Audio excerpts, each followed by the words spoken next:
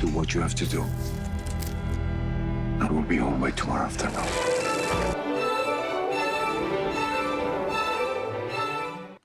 From a new Israeli spy thriller set in Iran to a comedy inspired by police brutality against black Americans, we've got all the new developments on the small screen coming up in today's show. Well, Alison Sargent is with us to tell us more, filling in for Deep Tea this week. Hi, Alison. Hi, Olivia. Now, September is always an important month for TV series because it's time for the Emmys. That's right, Olivia. The Emmys, or the Pandemies, as this year's host, Jimmy Kimmel, called it. And it was indeed a ceremony like no other. There was no red carpet. Kimmel was hosting to an empty auditorium, although many people agreed that it was really fun to see the stars sort of dressed up receiving awards in their own living rooms. I saw that on social media. Exactly. Two of the biggest winners were from HBO. Succession, the drama about a family media empire, won 4 prizes for its incredible second season.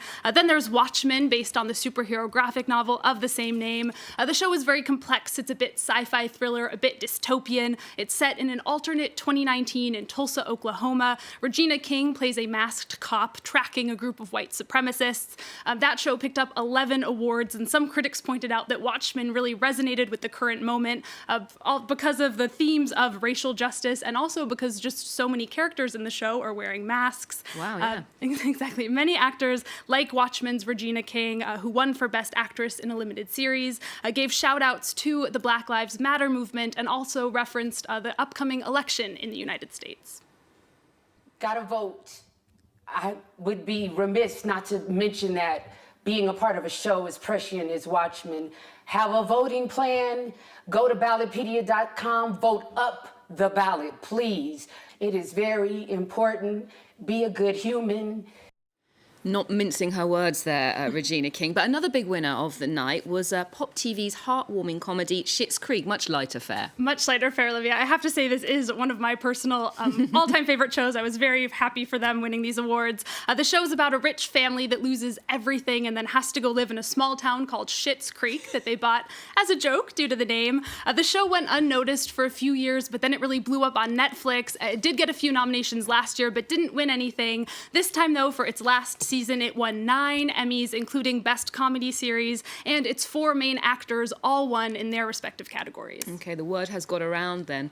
Well, for those who are not familiar with its brand of humour, here's the trailer to give you a taste.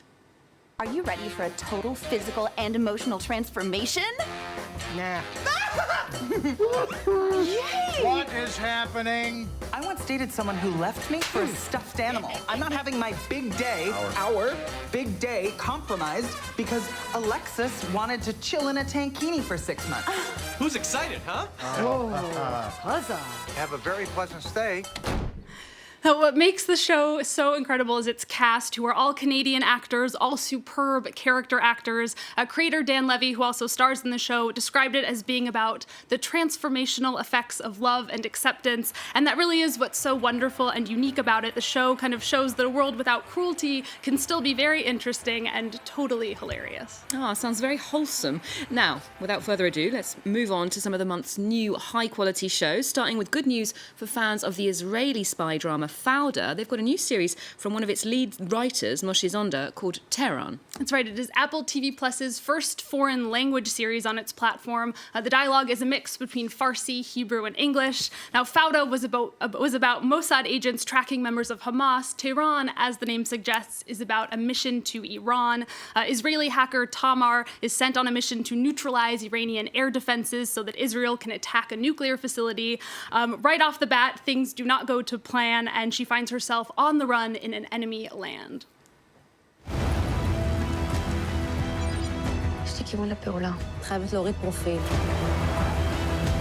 We're not gonna get another chance. منم میخوام حالشون رو بگیرم و به زانو درشون بیارم. طوری که همه دنیا ببینن.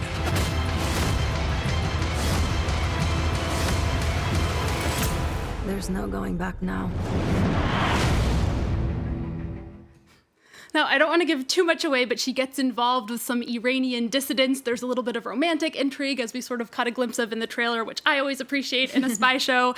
Tehran came out earlier this year on Israel's public broadcasting station. It got really rave reviews from Israeli critics who said that it is even better than Fauda. Okay, well, it sounds evidently quite political, but what about the portrayal of Iranian society? Because this is an Israeli show.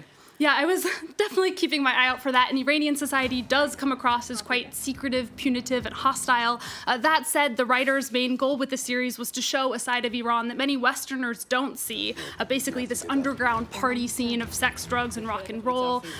They also wanted to really show Iran's well-developed LGBTQ scene, and now to paint this full portrait of the country, the show's creators spent about 5 years interviewing Iranian exiles and academics, as well as Mossad intelligence experts. They ultimately couldn't film in Iran, of course. They filmed the show in Athens, but many of the actors and extras in the show are Iranian. Yeah, indeed. In fact, there are tens of thousands of Iranian Jews living in Israel, and I believe that the show explores that identity as well. It does. The show's protagonist, that spy that we see, is actually Iranian Israeli herself, sort of a symbol of the closeness between the two countries. Writers also really worked hard to sort of humanize all of the supporting characters on all sides. The writer, Moshe Zonder, says he hopes Tehran can really help bridge the total disconnect that there is today between Israelis and Iranians. That would be something indeed. Now, the next show we're going to be talking about is less about a disconnect between two societies and more about a disconnect within people, within themselves perhaps. This is HBO's coming-of-age drama, We Are Who We Are. Tell us more. Well, it's set on a fictional U.S. military base in Italy and centers around the friendship that develops between two 14-year-olds. First, we have Fraser, who's just moved to the base from New York. He's there with his two moms, one of whom is taking over as the base's commander. And then we have Caitlin, whose father has been the soldier on the base for many years and who we learn quite early on is experimenting with her gender identity. The show is by Italian director Luca Guadagnino, who's best known for his coming-of-age romance, Call Me By Your Name. And the style of the show feels quite similar to that film. Take a look. We dream of peace. We all do. After all these years, I still don't know if I hate you or not. What's happening to us? You're never around anymore. Maybe you're right. It's not the way it used to be. It's time we change this world. You and me. Here right now. And ourselves. You like me like this? Like a guy. I don't know, I mean, are you still you? You can see it's really beautifully shot. Guadagnino's style manages to be sort of languid and slow without feeling slow because each moment is so charged. You can really feel the characters sort of struggling with their emotions all of the time. It also really feels like a movie, which makes sense because Guadagnino says that he did conceptualize it as a film. Very cinematic indeed. Well, let's hear more from the director on his ambitions for We Are Who We Are. Well, I think We Are Who We Are mostly is a very immersive experience into the identity of people that I love to describe. I believe that people, we all, go through processes in which we really don't know who we are, and we really need to experiment who we could be. And this, for me, fits every generation. Well, he mentions an immersive experience there. That's pretty tricky to do via a series. Did he succeed? Did you feel immersed? He did. I was surprised by how sort of wrapped up I became after just one episode because the characters and their relationships to each other are just so intriguing. Caitlin's mom is Nigerian, sort of thrust into this American military world because of her husband. Then we have Fraser's mom, the colonel, played by Chloe Sevigny, who has a very complicated relationship with him. Also, the series is set in 2016, and there are references to the U.S. presidential campaign, which is sort of an interesting thing that gets thrown into the mix. So, like every month, let's wrap up with a quick list of shows not to miss. So what's on the docket this month? Olivia, first we have Woke, a comedy series from Hulu about a self-proclaimed, non-controversial black cartoonist played by New Girl's Lamorne Morris. He's happy to pretend that the world is colorblind until he himself has a violent encounter with police officers. After that, he suffers from a sort of PTSD that makes him, as the title suggests, woke, aware of the realities of systemic racism, an awareness that comes to him in the form of inanimate objects with cartoon faces that point out racial injustice. The show sounds like it should be timely, but it was actually made before this year's widespread Black Lives Matter protests. As a result, many critics felt that the sort of light, goofy tone of the show actually was very much at odds with the sort of gravity and urgency of the current moment. Oh, that's very interesting indeed. Now, the next recommendations are two fan favourites that are back with a second season, each of them. Right, first we have The Boys from Amazon Prime, a superhero show in which the superheroes are narcissistic and powerful celebrities. They're owned by a corporation whose PR department hides the fact that they accidentally kill tons of people every year in collateral damage. Wow. The show is clever and snarky, although it can be a bit sadistic, and it's very, very gory. I found that I cringed a lot while I was watching it. On top of the action, the show is a commentary on themes like the corrupting force of power, the dangers of hero worship. The second season is even more relevant and cynical than the first, delving into white nationalism and fascism, in part via a new female superhero called Stormfront. Yet another topical show. Now, our last show might also make you cringe, but it's because of teenage memories, you tell me. This is the second season of comedy Pen 15. That's right, Olivia. No show has so viscerally taken me back to my adolescent years as Hulu's Pen 15. It was co-created by American millennials Maya Erskine and Anna Konkle. They are both 30-somethings now. They star in the show as much younger versions of themselves alongside 13-year-old actors, which is just such a perfect visual reflection of that feeling of not fitting in, of being awkward in your own body. As you can imagine, there's a lot of cringy humor, like a scene where Maya is making out with herself in her mirror, pretending that it's her crush. But the show is also very soulful and has a lot of touching moments. The girls have to deal with rumors and slut-shaming and the ongoing divorce of Anna's parents, making this season even deeper than the first one. A trip down memory lane for some of us. Thank you so much for that wrap-up, Alison, this week. We'll end the show with a moment of regression, a trip back to the joys and pains of puberty with a clip from Pen 15. Do remember to check out our website. You can also keep up with us on social media too. There's more news coming up on France 24 just after this.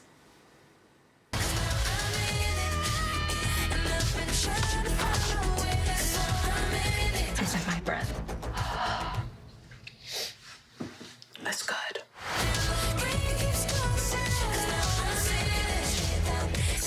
Stop. Anna, stop it. She's my best friend on God's green frickin' earth. When you're not around, I go through your underwear drawer and try on every pair with flowers on them. Over or under yours? Under.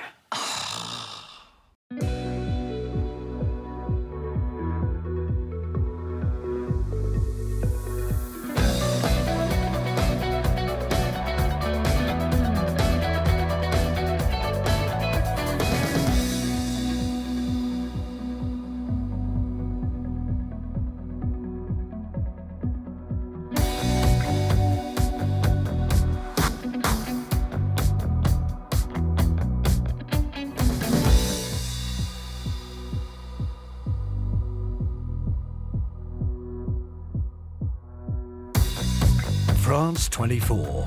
Every art form. Liberté, égalité, actualité.